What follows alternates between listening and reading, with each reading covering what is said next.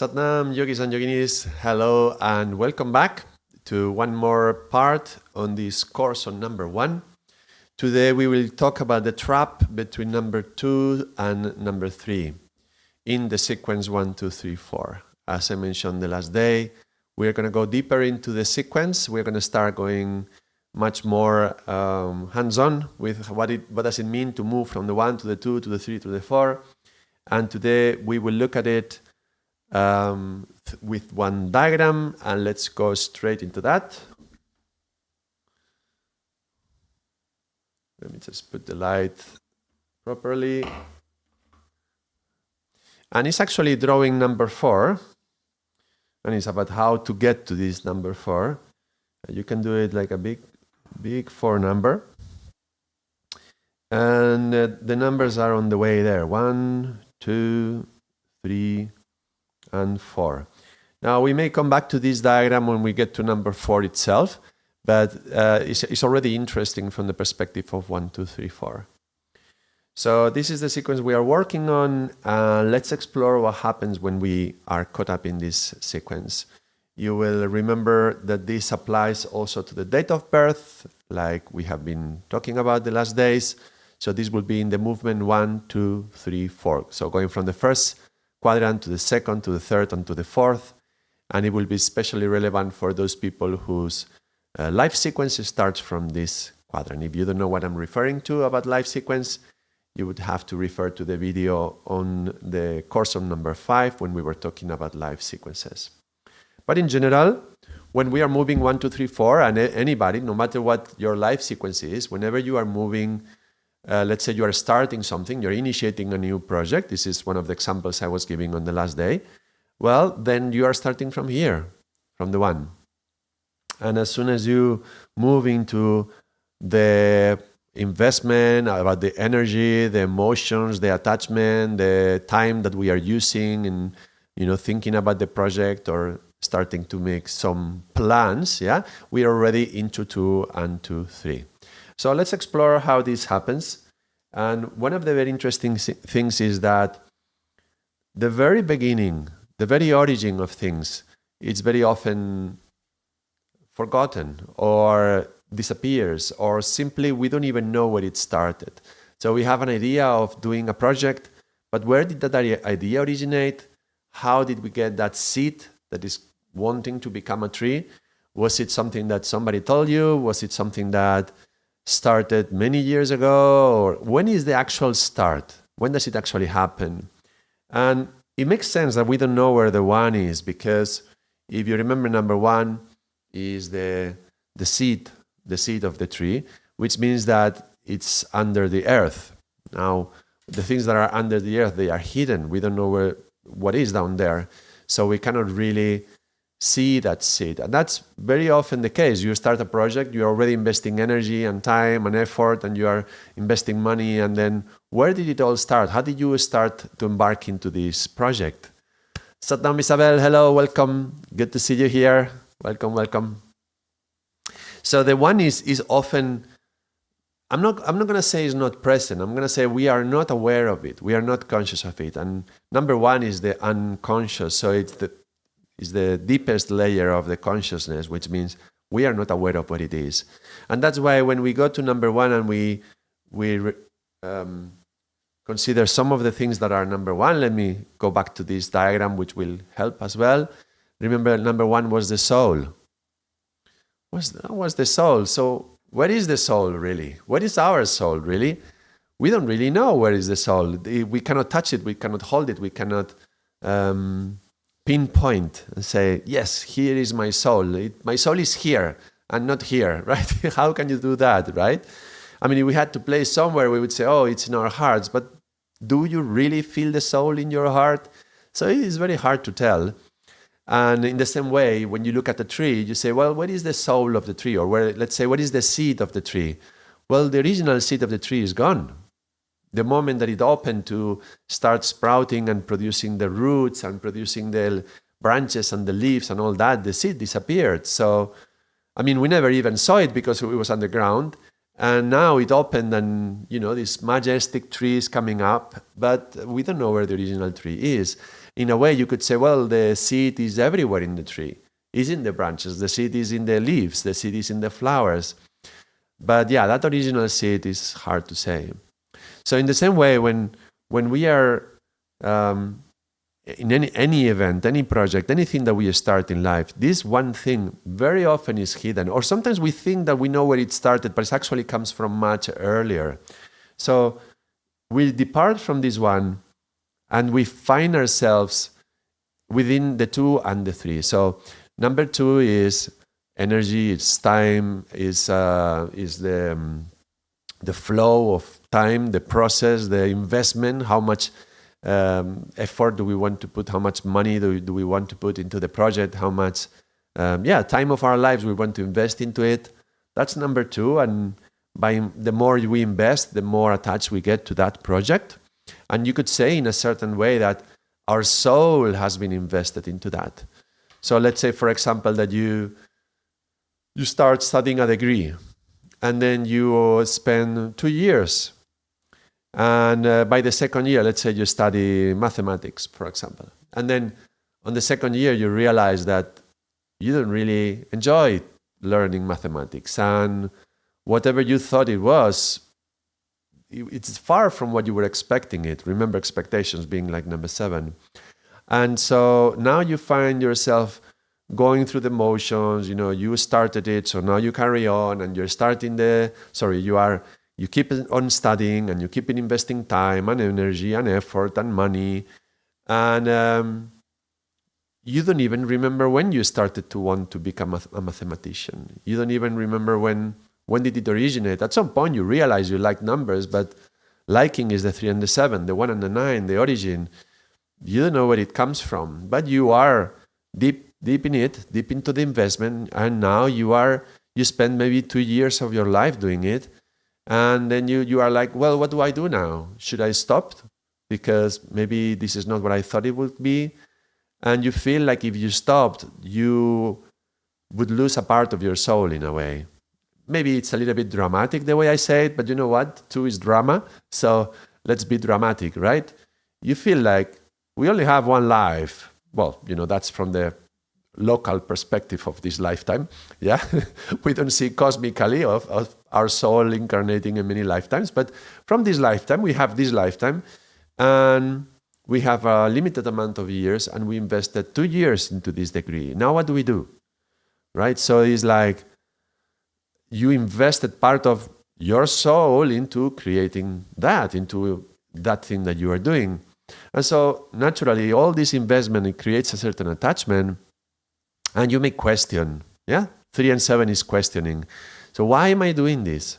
What am I doing this for? And what's the plan? And, plans and analysis, comparing, calculating. This is 3 and 7, the 3 connected to the 7. The 3 is more into the action. The 7 is more into the thoughts, but they are both connected, just like the 2 and the 8 and the 1 and the 9. So this is the logical side. This is the rational side. This is the part that is going to calculate and decide, well, maybe it's good to have a degree. I don't even know which one would I prefer to do. So I already spent 2 years, invest 2 years, waste 2 years, depends on how you want to explore this number 2, like waste or investment, I spent these 2 years, now what am I going to do? So you carry on. Right? So that's one possible rational alternative, right? And then the mind, 3 and 7, is aligning with our emotions, 2 and 8, to kind of hold us together to go on with whatever you have chosen to do. Now, to change anything, that's sometimes not a choice, right? That could be a choice, but it could be also the lack of choosing. You could choose to do something else, but you can just avoid the choice by staying where you are. Now, why am I talking about this? Choice is number 4. And this diagram of the number 4, it also reflects the concept of choices. Because when you see this, it's like a crossroad, right? You are going like here with your car, and then you face a crossroads and you have to choose which way to go. So this is the idea of number 4. Number 4 is about choices. So let's go back, At some point you started a degree, you invested 2 years of your life, And now you're asking yourself, why am I doing this? And then you confront yourself. Should I make a choice? Should I make a change? And then as you want to come into the 4 is the choice. This is very confronting. Because if you made a choice and the choice would be to, let's say, break the pattern, get out, then you lose, apparently, those 2 years of your life. So to actually make a choice is actually, it can be very hard. So as you are coming like this, 1, 2, 3, I hope you're following, as you are coming in this way and you are faced with these crossroads again, trying to breach into the 4 can be very shocking. 4 and 6 is connected to the heart, and the heart, we call it the shock absorber, because when something shocking happens, some surprise or something shocking and surprise is more like the 6 coming, and the 4 is the one who is going to meet the impact. So it's like, oh my God, what have I done, right? So something happens and it hits you in the heart. So the heart is like your airbag, to defend yourself from whatever is happening. So if you, let's say you are confronting yourself about what to do with your life and you are trying to decide whether to stop or not, then that's going to be very confronting. It's going to trigger something in your heart. There's going to be also the other side of the 4, the 6 is going to come up. It might be like a crisis. It can be like there would be fear of what to do. So actually going into the 4 is quite hard. There's going to be fear to face it. There's going to be a crisis. There's going to be a shock. So what we tend to do is we go back. We go back and we come back to the 3. So the 3 gets stronger, The 3 and the 7 is the mind. I'll say, okay, now let me think of it rationally. I already spent 2 years. Let's keep investing time into this. And then the 3 goes down to the 2. And now you are investing time and energy. But as you are coming down 4, 3, 2, if you wanted to come down and try to find the 1, meaning let me connect back to the first initial impulse, because there might have been some intelligence behind. There might have been some inner will that was driving me. Look up the language I'm using, very connected to the 1 and 9. This will was driving me to doing this degree, to studying this mathematics. So let me connect back with that impulse, that initial impulse that got me where I am. But actually, like I said, the seed had to break open to the roots, for the roots to come out. So as you want to try to come back to the 1, this way forth towards the 1, going back to the 1, more than forth is going back, is you find it closed. So this is kind of closed like that. And rather than going back to the 1, you don't find the original motivation, you don't find the original impulse, the original will, and you find yourself coming back to the 2. Now I said the 2 is the drama. That's one of the things that manifest here, drama. And the 3 is the karma. So you find yourself unable to come back to the soul. As you come down, you come back to the drama. Oh my God, another year of my life. You come back to the karma. Why is this happening to me? Why do I have to spend all these years studying something I don't like? As you want to come to the 4, remember 4 is the heart and 4 is a reality check, and you feel the reality of doing something you don't like, you don't enjoy. Remember, 3A is likes and dislikes, and that's very shocking, and then you go back. 4, it would be the heart. But again, connect to the soul and connect to the heart is really hard. So we stay trapped in between the 3 and the 2. Trying to go back, we cannot. Trying to go forward, we cannot, and we stay between the 2 and the 3. And this becomes what I like to call this the unholy alliance.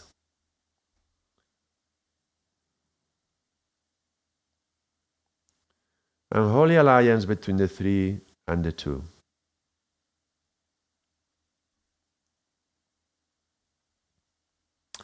And it can be quite karmic, the way we get trapped in between the 2 and the 3, the drama and the karma. and we are unable to choose to do something else. We are unable to contact to our initial impulse, and it just feels like, yeah, bad karma that's happened to me, and oh my God, why, and complaining and all that. And while we are trapped in between the 3 and the 2, we feel unable to change anything. Change, the word change is 5. And the 5 is right here in the middle.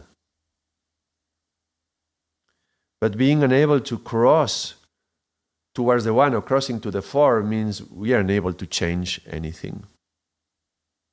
All right. So that's the initial presentation of the concept of 1, 2, 3, 4 and being trapped between the 2 and the 3. Now let's say that, I gave the example of finding a job, yeah? Studying something that you don't like. Okay, so imagine that this 1, 2, 3, 4, let me give another example, maybe we will come back to that one in a moment. Let's go to the concept of trauma and some bad experience that happened to us. Now, an event in life, anything that happens, like one single event, something, that's our number 1. Something started, something originated. And let's say we have a traumatic experience within us. And now we go into the number 2 and we feel the pain and the suffering that is linked to that experience and the drama. And this is also connected to our subconscious. So it's going to accumulate a number of, a certain quantity of like garbage in the subconscious, negative thoughts. Yeah, this is negative mind. And the mind, as we come to the positive mind and the thinking mind, the rational mind, you cannot be rational about something that happens to you that is traumatic. But you create a persona, that's personality, that's 3 and 7, and your ego is molded by that experience, and you live your life according to that point of view. The point of view of 3 and 7, yeah? The 7 is the one who looks, the 3 is the one who is being looked, and the 3 is the one who feels like a victim. So something happened to me, now I got caught into the drama, and now I feel like a victim.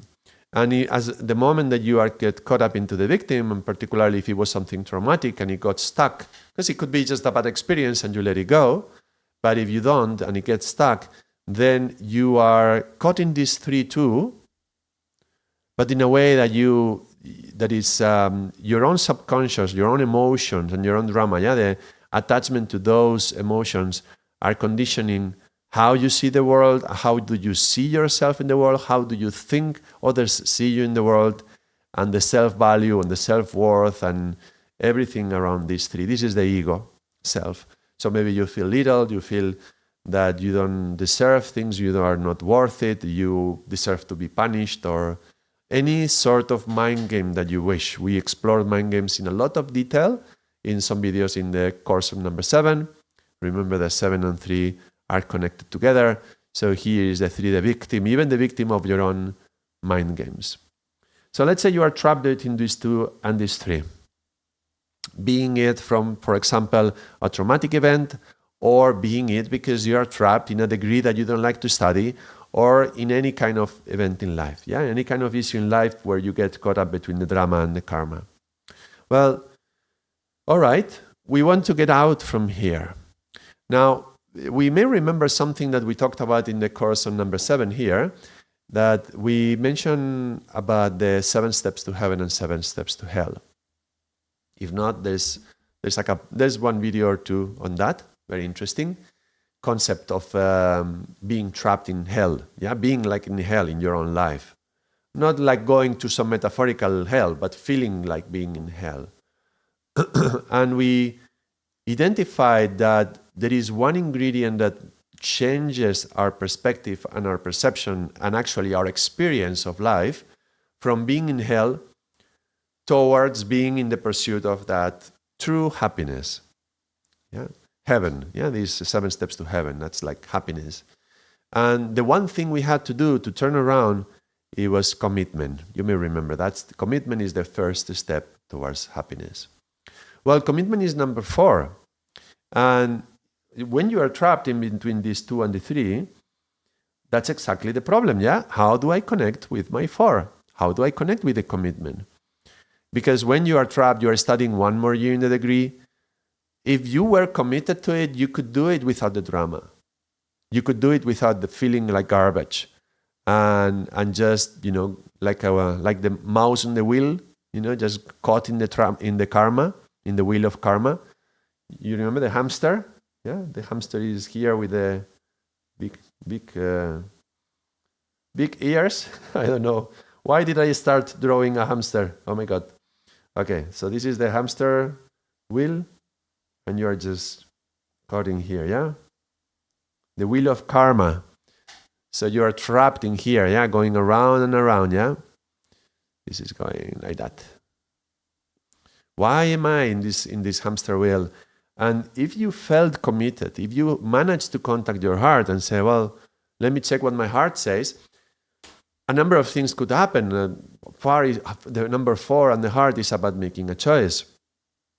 Now the choice could be, okay, I changed my degree. Or the choice could be, you know what? I already did 2 years, 3 years, 4 years. Let me just finish it. And so I can feel that I completed that part of my life, and I recuperate that investment that I did on my soul. Yeah, my soul being invested in that project. So you may complete the project and then recuperate that part of yourself. Yeah.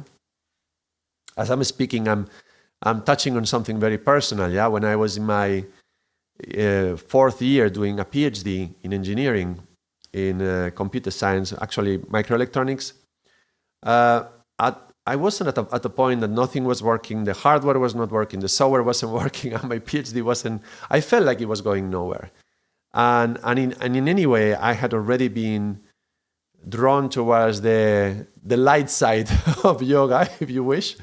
And I felt compelled to just drop the PhD and just study yoga and dedicate my life to yoga. And you know what? I ended up doing what I thought I was going to be doing at that time, which is, living as a yogi and sharing the teachings. I do what I thought I was going to do, but I stuck to it. I stayed there and I finished my PhD. And I'm glad I did it, because I had invested already 4 years of my life on that project. And had I left it before, I would feel like something was incomplete. And it's not so much about the certificate in the wall, because you will not see it in the wall, even though sometimes I talk about it because it's part of life and I think it's a good example. But I don't use it for that, right? So it would not be necessary in some way to have completed it. And yet, if I had not, I would feel like one part of my life, a big part of my life, being a scientist, was left incomplete. So when I got to the 4 in my own path, and I had to make a choice, a decision, it was actually through a consultation with my teacher, Shiv Charan. I went to visit him for the first time. That was my first consultation with him. And my sister told me, I have a spiritual teacher, this yoga teacher, Shiv Charan Singh, you can come and visit him. And I was coming from the university, I'm thinking, I will tell this guy that I want to drop everything just to do yoga, and he will applaud me. He will be very happy, and he will say, yes, well done, good, join us in the path of yoga. And actually, when I had the consultation, he did the opposite. He said, no, you go back and finish what you have to finish, because you're going to need someday to feel that you completed it. And it was quite demoralizing at that time. But anyway, that's another story. Maybe I'll go into that some other day. It's a story about faith and about prayer. That was a very interesting connection for me. But I made the choice. I got to the 4 and I chose I was going to stick to it, no matter what. All right, and I touched the 4 and I stayed there. I stayed until I finished the PhD. But when I was coming down 4, 3, 2, 1, because I had the 4 behind, actually, I never left this 4. I stayed in my heart and I stayed in my commitment. And I had to do whatever I had to do. I invested the time that I had to invest, and I felt that I reached a conclusion completing the PhD. And I'm glad I did it. And I feel that part of my soul was recovered. Yeah, the investment was recovered for myself. So that was great. But how interesting, eh? I reached that 4. I made the commitment, and I made the decision through the power of 5, talking about it with my teacher. So This is a big clue. If you are caught up between the 2 and the 3, the 5 might be on your way to be able to cross towards the 4 or towards the 1. So in my case, it was towards the 4 and towards the 1 because my soul was aligned with my heart. And I managed to get out of the wheel. And I felt good about myself. Even the last year when I was completing it and when I was writing up and all that, I felt good about myself and I felt committed, so I just carried on. But how different is this experience? You know, there is this, I think I did another video on this. There is this idea in Vitality and Stress that there's an experiment where they put two mice with wheels, and one of them could choose to go on the wheel whenever the mouse wanted and do exercise. The other one couldn't choose. He was forced onto the wheel and the wheel would run and he would have to run, no matter what. So both of them were doing exactly the same amount of exercise, but one of them was doing it that the mouse was choosing to do it, so it was a conscious choice to do that. The other one was being forced. And at the end of the experiment, for some days, they tested the mice, and the one who was choosing to go into doing the exercise, he presented all the signs of a good, healthy mouse, which has a lot of exercise, good muscle tone, good rhythm of the heart, lower stress levels, and relaxed, and good mouse, good state of being, well-being. And the other mouse, the one that was being forced, presented all the signs of stress. So the being forced to do the exercise, rather than enjoying it like the other mouse, he felt like, oh my God, I have to do this. And this I have to was creating a lot of pressure in itself. So there was lots of stress, arrhythmical heartbeat, and very anxious, quick to react to any sound, and all these kind of issues, so problems with sleep and things like that. All the results of stress, signs of stress. So how interesting that in life, we're going to go through plenty of these mouse wheels anyway. The matter is, are we going to choose them or are they going to be imposed on us? And if we feel that we are being imposed into it, like for example this, being in a degree that you don't want to do, then this is all going to be lived as a stress. Now, if you are able to contact your heart and choose to do it, and you put your soul into it, that experience doesn't become stressful. But actually 3 is like doing exercise, is healthy for you, and 2 is about health as well. So that's an important element that we are able to cross and touch the heart. And this crossing, as I mentioned, number 5 is going to help us do that crossing. Number 5 is to talk, to speak. Number 5 is also the number of experiences. Sometimes an experience, 5, may be able to get us through this crossing when we are caught in the 2-3, 2-3, 2-3. And for a moment, when the experience comes, we may be able to touch the 1 or touch the 4. So a certain experience can help us get out of this 2-3. Now let's talk about other things which can help us cross through. In the case of the traumatic event, and then we are caught up in the drama of the karma of our trauma, psychotherapy is also an attempt to cross through here. In this case, psychotherapy, and particularly when you are going back, try to think, why are you doing this? Why are you in this mouse wheel? Is that something that you learned from your parents? Did you see them doing things that they didn't want to do? Was that something that you inherited from your family in some way? And they try to find the origin of that aspect in you that made you be now where you are in this mouse wheel. So psychotherapy is trying to go back to the origins. It's an effort to cross down into the 1, finding what was there. To go in this direction through speech as well, talking about it, trying to cross back to the origin. And it may be useful to a certain extent to go and find some origin that might be able to unlock this unholy alliance so that we can cross the trap and contact our heart as well. But this is also really hard to go back.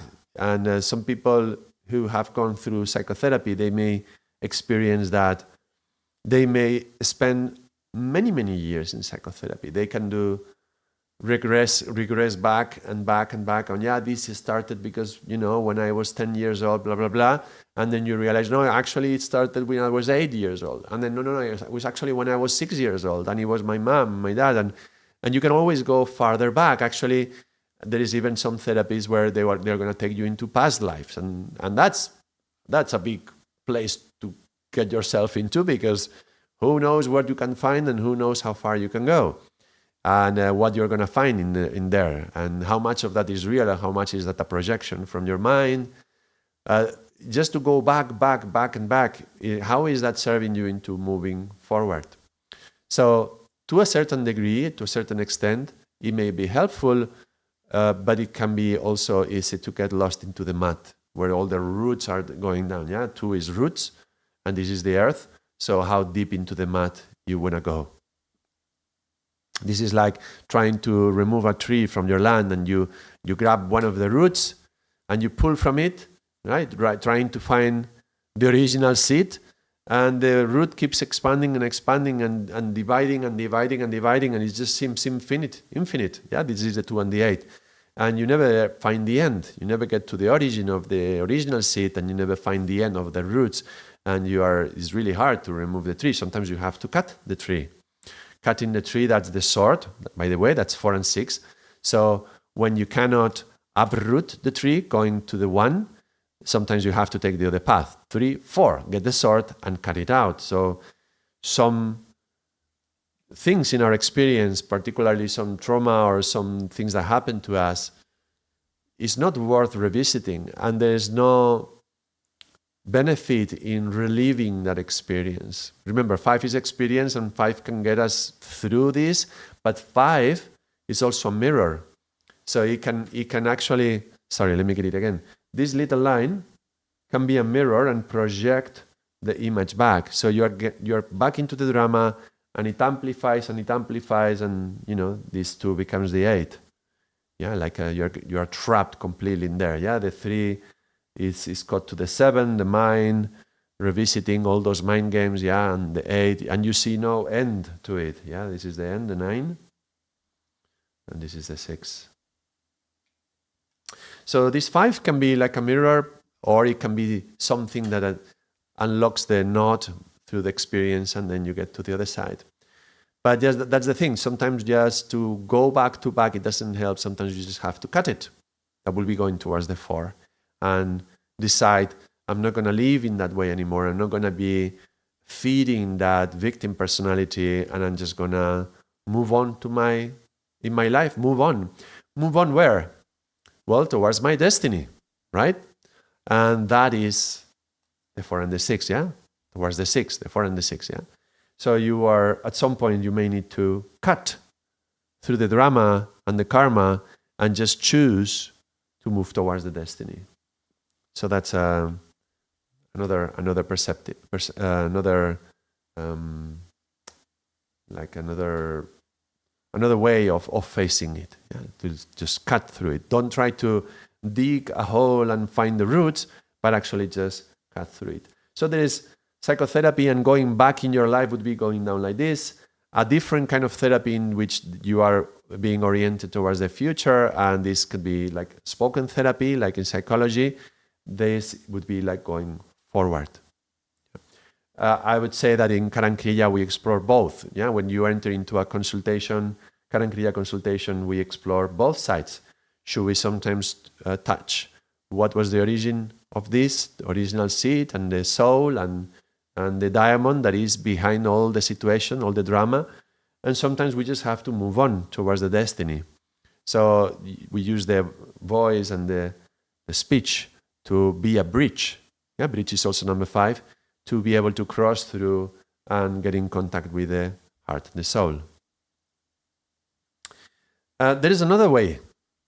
Yeah, from 5, I'm using 5 here very much like a spoken word to have to the dialogue and to speak about it. 5 is also the experience I mentioned. There's a different kind of experience, which is yoga.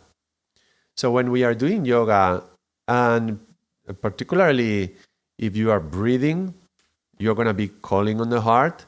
And if you are instilling a mantra in your breath, that's going to be the 5.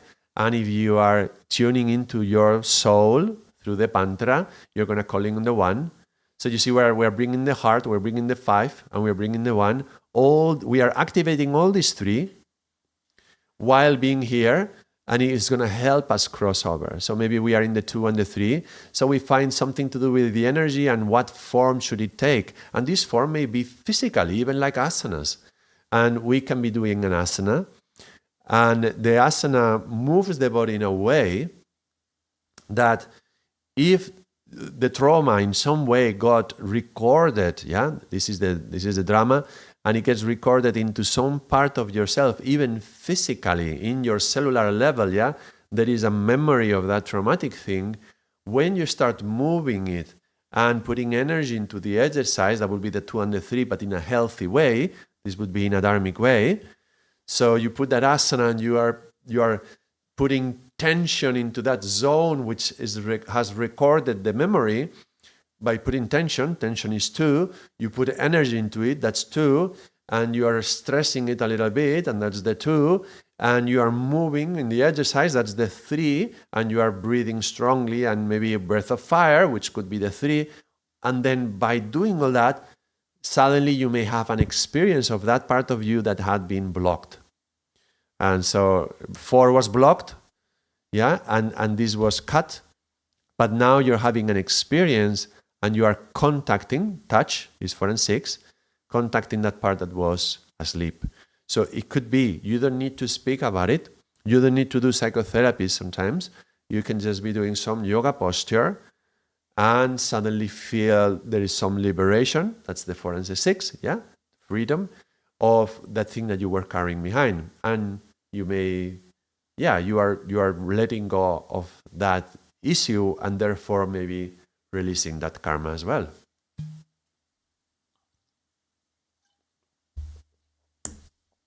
I'm not saying that yoga is a substitute for therapies.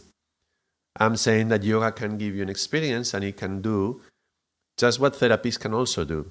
And it's actually a very good complement, one thing with the other.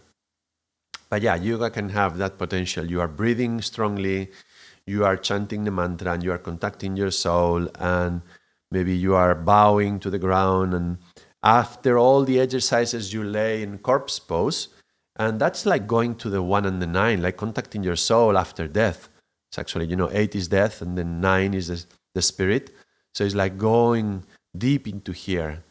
So through that experience of yoga, actually yoga brings us a lot here and here to the 1 and 9 and the 4 and the 6. And that may be what you need to break that unholy alliance and cross through this. And after you break it for the first time and you cross, as soon as you touch the soul or the heart, then you can come from this place and release some of that karmic energy that is stored in this bond, this unholy alliance bond, and you may experience the sequence in a very different way. So I find it very revealing, this diagram. And if you think about this diagram when we are having somebody's date of birth in front, you can think of it like that, 1, 2, 3, 4. So somebody is telling you about something, this is what happened, and this is the drama, and this is the karma, and this is their heart and their destiny and their choice. You see how it all is here connected? So when we are talking to somebody who is going through the sequence 1, 2, 3, 4, very often you're going to see that they are stuck in this 2 and the 3. And they are stuck, and you can see they are stuck in a number of ways. It can be because they just talk about these 2 quadrants. It's just everything that's happening. They don't talk about this, they don't talk about this. They are just completely locked in here. Or they are moving in a karmic path through these ones, but maybe one of these, they are totally ignorant of that one. They don't realize how much this one is affecting them, and they don't even talk about it. But that's a problem. If they don't mention it, that's also a problem. There could be something very strong here that they don't mention. So in any case, in general, for everybody, no matter your date of birth, this is where we come from. This is our destiny, where we go to. Yeah, this is our gift in life, given to get to our destiny, where we want to go. And this is time and space, which get in the middle of this path. This is called the karmic line. This is called the dharmic line, breaking us from going in that direction. You can see the number 4. You could imagine the number 4, yeah, going like that through this diagram. So like this. Yeah? How can we do this? We cannot really draw it here because it's different. But anyway, you can clearly see how this is the link of the whole alliance between these two quadrants that gets created. Well, I think it's pretty clear. If I keep on speaking, I will be repeating points. You can take this and explore any sequence of 1, 2, 3, 4 and figure out where did it get blocked in between the 2 and the 3. Or maybe within yourself, with your own date of birth and your own numbers. But hopefully this tool is useful. This is the important diagram I wanted to share. I mentioned about this last week. And yeah, enough for today. Next week, I'm not going to be here. I'm traveling, so I will likely not be recording any video on number 1. But I will come back as regular from next week, from the other week. And say I'll see you then for the next video on number 1. Thank you everyone for subscribing and likes and all those things. And members, thank you for all the usual. Until next time, Sanam.